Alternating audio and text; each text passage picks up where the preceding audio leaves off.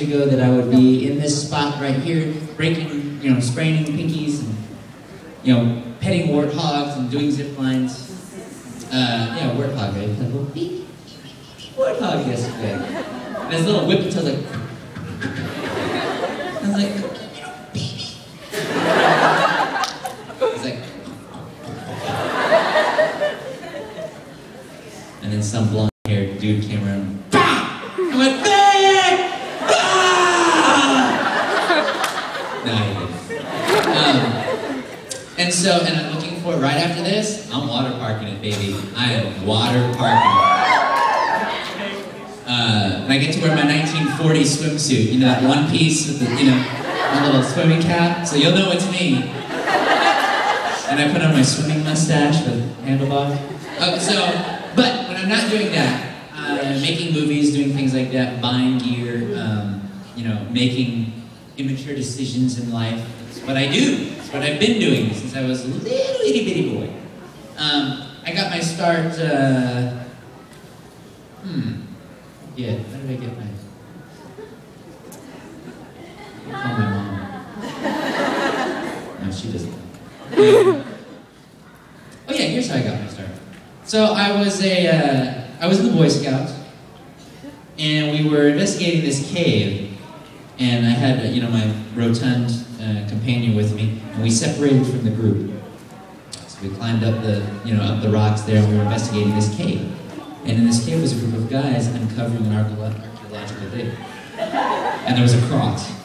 And I was like, I turned to my friend, I go, that cross belongs in a museum. So what happened was I built a rope and I, come down, grabbed the cross, bam, ran home to my dad. My dad works a lot, he's a workaholic. He's, writing in his journal, things like this, something about the Holy Grail. And I walk in and I go, Dad, look what I have. And he goes, here we go. And I said, and he goes, count to 10. So I started to count to 10. And then he goes, in Latin. So I got to 10 in Latin. Then I look, bam, it's the dudes that I stole the cross from. They pull up to the house. I go, the sheriff's in on it. He's like, give me the cross back. They give it back to the guy. Well, the guy gave me his fedora, his brown hat. I'm very excited by it. And I kept it the rest of my life, up until I became a college professor. And I didn't see that guy again until we were on a ship. It was a very stormy night and we were on a ship, and I saw that cross again. And we fought, but eventually everyone on the ship died but me. But I had the cross. And I returned it to a good colleague of mine, Marcus Brody. And, I almost lost my dad on the next adventure, but I poured Sprite on his wound. He got shot, and I poured Sprite on it. Because only the penitent man shall pass. And I chose wisely. But anyway, that's how I got my start just in life. In voice acting, it was an audition. I didn't know what Funimation was. I didn't know what anime was. I had watched Vampire Hunter D and Voltron and things like that, but not a whole lot else. Like I watched Batman the animated series. I watched stuff like that, and I didn't see a lot of anime, so I didn't understand it. And people that don't watch anime, they think all it is Dragon Ball Z and Pokemon. That's all they think anime is. But there's so much more than that, but they don't realize it. Because American animation and most of your American cartoons don't deal with the emotional layered issues that anime do. But people don't realize there's more out there. So I try to get the word out. But you gotta help me with that. So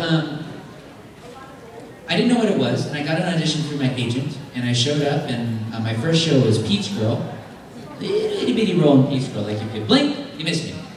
And then I did a role in Black Cat, and then after that, I landed Suzuka. So Yamato and Suzuka, so it was a lot of fun. And that actually represented my early youth dating life. A lot of rejection, a lot of women not even realizing I'm there, talking to them. A lot of women rejecting my gifts. A lot of rejection. So I thought, hey, let's go into acting. There's a lot of rejection there. And it fit! So, for those of you that want to go into the business, there's a lot of rejection. So get used to it. But for every job you book, there's 10 that you don't. For every Natsu and Fairy Tale, or for every Alan and Dee Gray-Ann, or Kero and Sergeant Frog, there's 15 different roles I didn't book. So, you know, there's an ebb and a flow. And I said I would talk about this today. But for voice acting, if that's what you want to do, there's no major for it. There's no voice acting major from Notre Dame. There's none of that. But you do need acting training, as much as you can get. And you need, is that my word?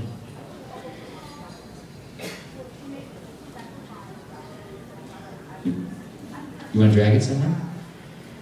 You tell me what you want to do. It ain't going anywhere. Let's try this. Open that up for this one. Is it another screen? You do your thing. You do it. Anyway, so I got that. I got Yamato and Suzuka, and then it just kind of took off from there. And I was very. It was right after.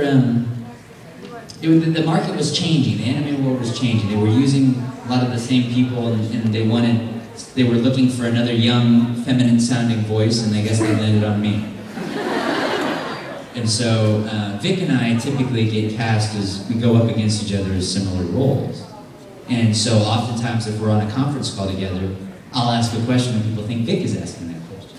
So I just don't say anything, generally. But yeah, I mean, so we're very neck and neck with different roles, which is odd because we came into the industry at totally different times.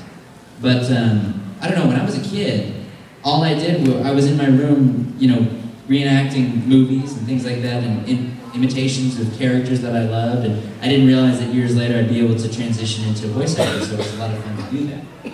If you guys want to voice act, the first thing you're going to need is a voice-over demo that is 1 minute in length, showing a range of characters, not impressions, but emotional range. 1 minute. Have very good quality, high-quality sound. Don't do it yourself if you've never done audio before. Pay that money, pay that Skrilla, get that good demo, because that demo can be so useful to you.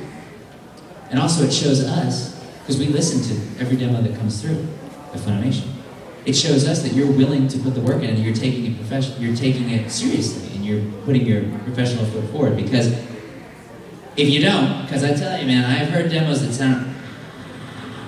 Hi, my name is haberkorn. I want to do my demo for you. Just a minute, Mom! I'll go, hi, Minnie! Yeah, okay. Oh, yeah, good for you! Gosh! I mean, I've heard all those, and those are very good imitations of characters, but how many times have you seen an anime where we've had a character, a large character, that is an imitation of Mickey Mouse? None. Or C-3PO? None. Obi-Wan Kenobi? None. So don't do that. Save that for other things. If we need Anthony Daniels to do C-3PO, we're going to call Anthony Daniels.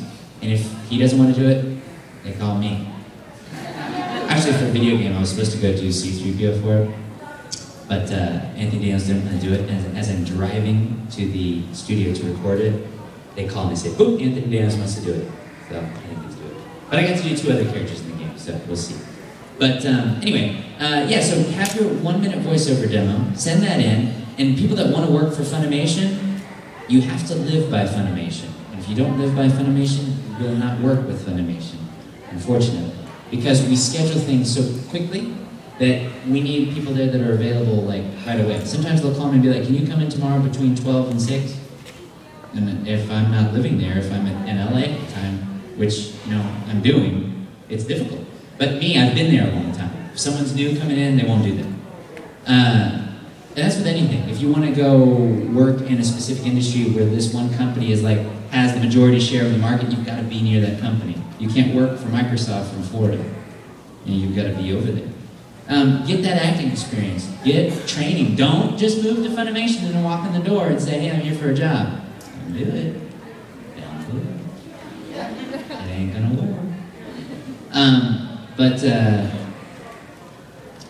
The training. You need the training